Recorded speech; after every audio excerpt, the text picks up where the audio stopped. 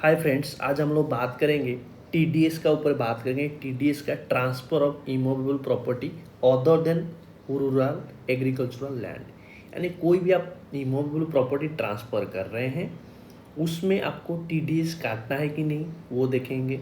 मान लीजिए आप बिल्डिंग का ट्रांसफ़र कर रहे हैं, यानी आप फ्लैट बेच रहे हैं, तो उसका ऊपर आपको टीडीएस काटेगा कि नहीं, कौन काटेगा, उसका ऊपर बात करेंगे। सेक्शन 194 आइए, transfer of immovable property other than rural agricultural land, यानी रूरल एग्रीकल्चरल लैंड आप ट्रांसफ़र कर रहे हैं तो उसका ऊपर आपको टीडीएस नहीं कटेगा।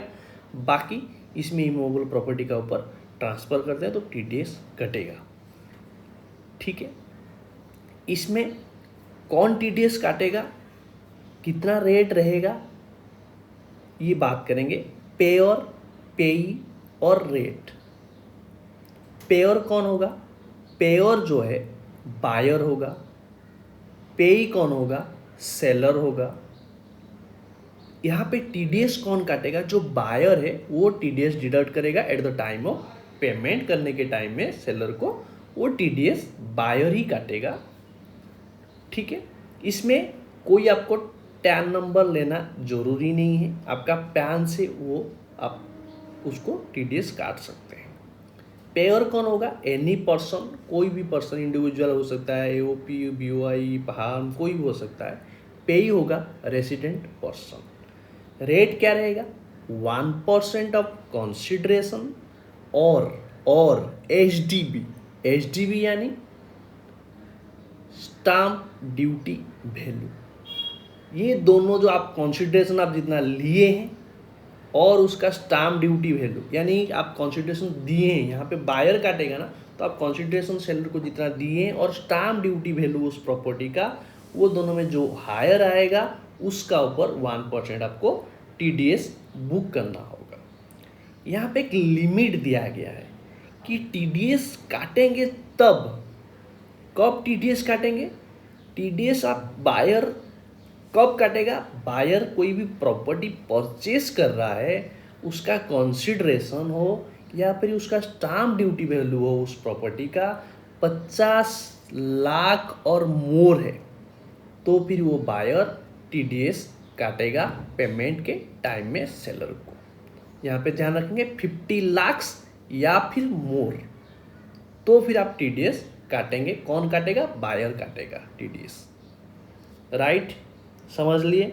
इसमें कंसीडरेशन जो है, सिर्फ आप ये मत सोचिए कि आप प्रॉपर्टी का जो अमाउंट है वो दे रहे हैं तो वो सिर्फ कंसीडरेशन नहीं आएगा, इसमें इंक्लूड होगा, इमूवेबल प्रॉपर्टी के साथ इंक्लूड होगा। मान लीजिए आप एक फ्लैट ले रहे हैं, फ्लैट खरीद रहे हैं, तो उसमें आपको फ्लैट का पैसा भी दे रहे हैं, प्लस उसमें क्लब मेंबरशिप ले रहे हैं, या फिर कार पार्किंग ले रहे हैं, या फिर इलेक्ट्रिसिटी, या फिर वाटर फैसिलिटी का फ़ी दे रहे हैं, या फिर मेंटेनेंस चार्जेस दे रहे हैं। बाकी इसी तरह अदर कुछ चार्जेस आप पेमेंट कर रहे हैं, सारा इसमें इंक्लूड होगा। ये जो कंसिडरेशन वैल्यू जो टीडीएस के लिए निकालेंगे, यानी ये सबको जोड़ लेंगे, वो वैल्यू आएगा, और HDB value whichever is higher, जो हायर आएगा उसी का ऊपर आपको 1% कौन काटेगा? टीडीएस बायर काटेगा, 1% काट के सेलर को पे करेगा। ये चीज़ आपको ध्यान रखेंगे। ठीक है, अभी हम लोग एग्जाम्पल बात करते हैं, एग्जाम्पल लेके बात करते हैं तो और अच्छे से आपको क्लैरिटी मिल जाएगा। ध्यान से हर एग्जाम्पल देखिए, हर रिलीवेंट है आपके लिए, इसमें सारा चीज़ आपको क्लियर हो जाएगा। ठीक है, पहले एक एग्जाम्पल लेते हैं। एक्स मान लीजिए सेलर है, एक्स सेल किया किसको? वाई को, वाई हो गया बायर, तो टीडीएस कौन काटेगा? वाई काटेगा। तो फिर वाई को जब एक्स सेल किया, उसका प्रॉपर्टी, एक बिल्डिंग सेल किया या फ्लैट सेल किया, उसका कंसिडरेशन था, फ्लैट का प्राइस 30 लाख, लेकिन उसमें कार पार्किंग का भी फैसिलिटी दिया, उसमें 10 लाख चार्ज किया, उसमें मेंटेनेंस चार्जेस भी ऐड किया, उसमें लिया, उसमें भी 10 लाख लिया, और एक्स्ट्रा इसमें एक चार्ज किया, क्लब मेंबरशिप फीस को भी इसमें वो इंक्लूड किया 5 लाख का। तो फिर आपका क्या इसमें टीडीएस काटेंगे या नहीं, क्योंकि कंसिडरेशन यहाँ पे 30 लाख दिखा रहा है, तो 50 लाख से नीचे टीडीएस काटना है नहीं, इसमें टीडीएस काटेंगे।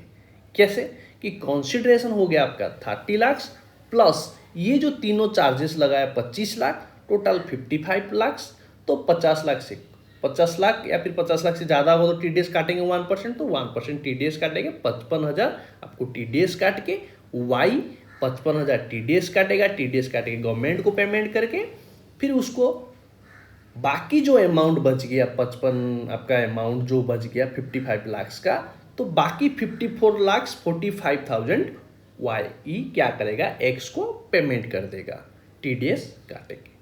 ठीक है, तो आपको समझ में आ गया इसमें टीडीएस काटेंगे कि नहीं, क्योंकि आपको सारा अमाउंट को जोड़ लेना होगा, जोड़ के वो वैल्यू निकालेंगे। और एक एग्जाम्पल लेते हैं, इसको थोड़ा कॉपी कर लेते हैं, एग्जाम्पल लेते हैं और एक एग्जाम्पल, सारा एग्जाम्पल ध्यान से सुनेंगे तो सारा चीज़ क्लैरिटी मिल जाएगा, इसमें कोई इसमें डाउट नहीं रहेगा। आप कोई भी फ्लैट वगैरह खरीदते हैं तो ये चीज़ ध्यान रखेंगे कि आपको टीडीएस काटना है कि नहीं, कब काटना है, ये सब चीज़ आपको ध्यान होगा। सेम एक्स वाई का एग्जाम्पल लिया हूँ, एक्स ने वाई को ट्रांसफ़र किया है, उसमें ले रहे कंसिडरेशन मान लीजिए 30 लाख से, लेकिन यहाँ पे कार पार्किंग से फैसिलिटी दे रहा है 10 लाख, तो टोटल आपका यहाँ पे हुआ कंसिडरेशन 40 लाख, लेकिन यहाँ पे एचडीबी वैल्यू उस प्रॉपर्टी का है 52 लाख, तो टीडीएस आएगा या फिर नहीं आएगा, क्योंकि यहाँ पे कब बोले कंसिडरेशन 40 लाख से, लेकिन यहाँ पे एचडीबी हायर, एचडीबी और आपका consideration whichever is higher law में बताया गया है, तो फिर आपको टीडीएस काटेंगे 52 लाख का ऊपर @1%, 52,000 आपका टीडीएस काटेंगे। ये चीज़ आपको ध्यान रखना पड़ेगा, ये नहीं बोलेंगे कि 40 लाख मेरा कंसिडरेशन था उसमें टीडीएस नहीं आएगा।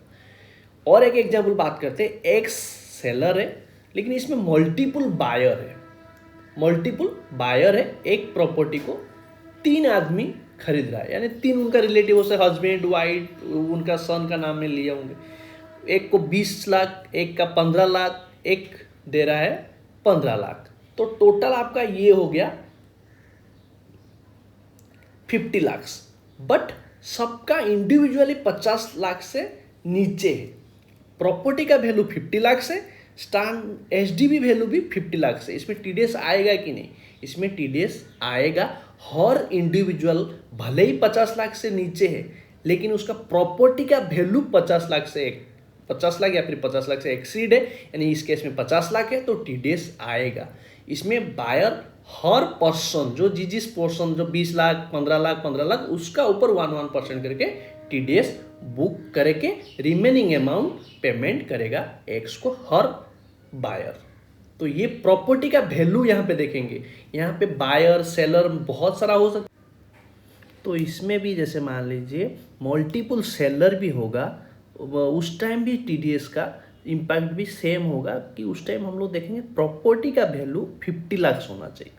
प्रॉपर्टी का वैल्यू 50 लाख या 50 लाख से ज़्यादा है तो फिर मल्टीपल सेलर होने से भी उसी प्रोपोर्शन में टीडीएस बायर काटेगा। फॉर एग्जांपल हम लोग एग्जांपल लेके बात करेंगे, मान लीजिए मैं एक एग्जांपल ले लेता हूँ, तो उससे क्या हो जाएगा कि आपको इजी हो जाएगा कि समझने में। ठीक है, तो एक एग्जांपल लेते हैं कि इसमें इसको मैं कॉपी कर लेता हूँ, बेस्ट रहेगा, इसको मैं कॉपी कर लेता हूँ।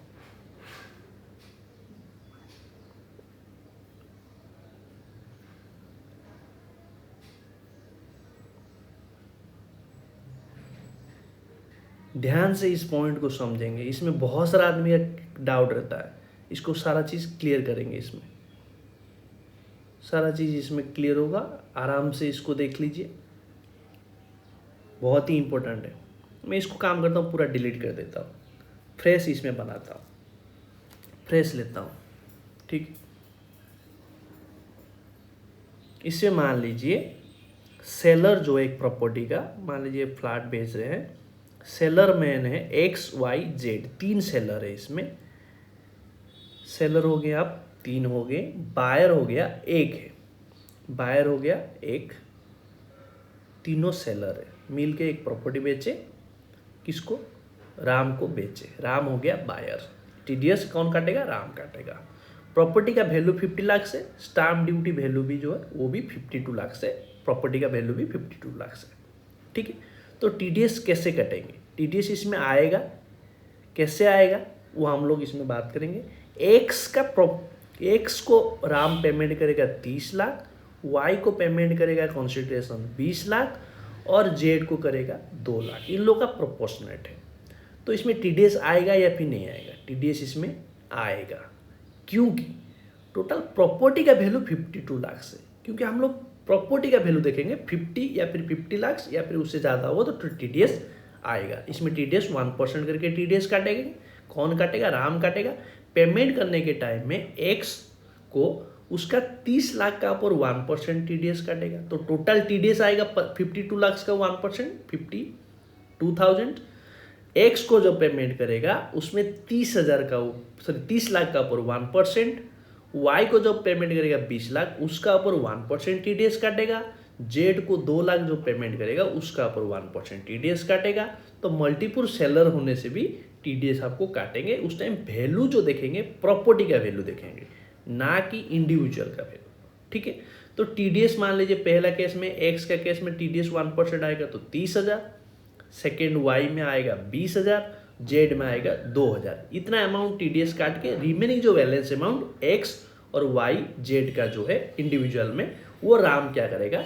वो सेंड पेमेंट कर देगा। ये सिर्फ टीडीएस अमाउंट हम लोग 30,000, 20,000 और 2,000 काटे। बैलेंस अमाउंट जो है उसका हर पर्सन का हिसाब से उसको शेयर दे देंगे। ठीक है, इसी तरह टीडीएस आपको काटना होगा। डिफरेंस अमाउंट वो पेमेंट कर देगा, टीडीएस को